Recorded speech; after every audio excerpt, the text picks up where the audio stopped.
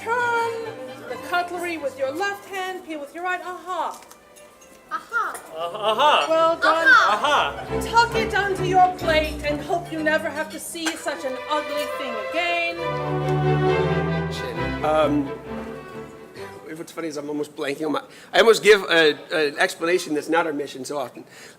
It is to engage in value-based community organizing, to reweave the threads of our community, use urban agriculture as a way to address economic and food justice, and to dismantle racism. So that's our formal Dismantle racism. dismantle racism. I thought the BYOB thing was ambitious, but this is seems Can I say one little thing about just letting? No.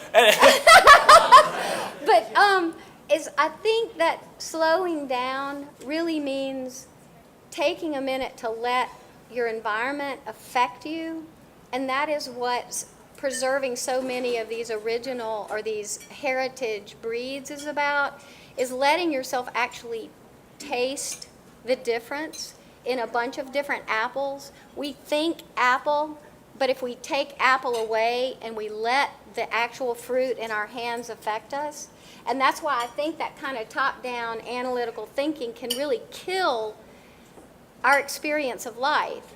It's like if you let people affect you, if you take the time, rather than to look at that person and say, that's an old person, that's a orange person, that's a good person, that's a bad person, you're using this thing, rather than sit down, eat dinner, keep an open mind, enjoy your food, let pleasure come into you, and let life affect you, and then see what happens. And I think that's a much more exciting way to live. I think that's kind of, in the philosophical way, the essence of slow food to me. So That's a marvelous introduction and explanation.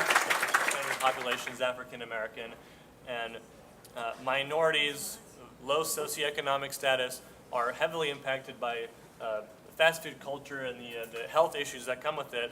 And one of the wonderful ways that Cooking Light and Southern Living is dealing with this is through a partnership with Jones Valley Teaching Farm called the Family Kitchen. I would like for you, Hunter, if you could, and I saw a picture of Hunter Lewis with our First Lady, Michelle Obama, talking about this very issue. So what is the Family Kitchen concept?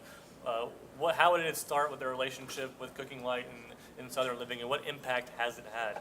Well, I mean, I think going back to the lead-in, I think the odds are stacked against us. I think no matter what culture you're from, what economic status, what class, the food odds are stacked against us, whether it's fast food or whether it's the labeling, whether it's the way that supermarkets are organized, whether it's the advertising, big agriculture, the odds are stacked against us. And to be a conscious consumer, to be a mindful eater, takes a lot of work in this day and age. And so, it's not like people are to blame for eating fast food. It's part of a larger system. It's everywhere. It's hard to escape. No, I mean, I think part of the problem, honestly, when you use words like blame, or you use words like guilt, or you use words like no, that's not what eating and serving and cooking for people is about. There's nothing wrong with a Big Mac per se. And part of the problem with the way that I think the food dialogue and this sort of culture war over family dinners has been played out is that you've got a lot of elites preaching to a very small choir, and that's really for us what the Family Kitchen has been about, with to go against that grain and to work with Jones Valley Teaching Farm and the test kitchens and our cooks and editors at Cooking Light and Southern Living was, okay, how can we build community? How can we bring our healthy, fast, slow, weeknight recipes to life? And how can we do it with local kids here in town? Well, good. Besides, you started off with a cart. I'm assuming you got a whole bunch of permits to do this, to peddle your Italian ices along with your husband. Not peddle your husband, but you know what I mean.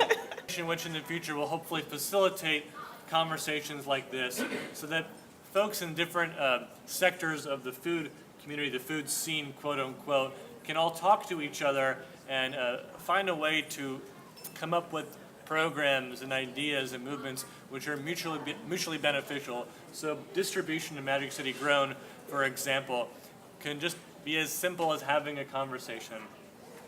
Rob Burton, I thank you so much for being here. If you want to support, and I urge you to support the Magic City Agriculture Project, because again, when fully realized, it's a new organization. When fully realized, they will have a tremendous impact on this culture. And they are addressing issues which people don't want to talk about and getting to them at the root. Issues of corporate greed and capitalism running amok, of racism, of distribution, home ownership. There's so much to it. There's CDFIs, there's loans for small businesses. Please talk to Rob. Visit the Magic City Agriculture website. We thank all of our guests for being part of this program tonight.